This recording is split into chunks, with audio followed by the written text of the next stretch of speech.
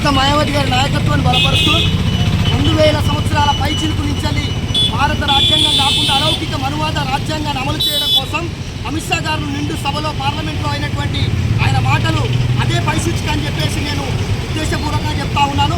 కావున BJP, Congress, CPM, CPI పార్టీలో ఉన్నటువంటి బీసీ, ఎస్సీ, ఎస్టీ, మైనార్టీలకు అండగా ఉన్నటువంటి బహుజన్ సమాజ్ పార్టీ రక్షిస్తున్నటువంటి భారత రాజ్యాంగాన్ని కాపాడుకోవాల్సిన సమయం ఆసన్నమని చెప్పేసి మరోసారి తెలియజేసుకుంటా ఉన్నాను.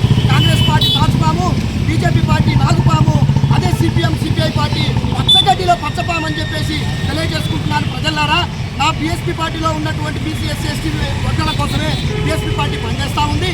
కావున ఖచ్చితంగా ఆయన అమిత్ షా గారు కేంద్ర హోంశాఖ మంత్రి అయినటువంటి వ్యక్తిని ఖచ్చితంగా ఆయన హోంమంత్రి చేసింది భారత రాజ్యాంగమే.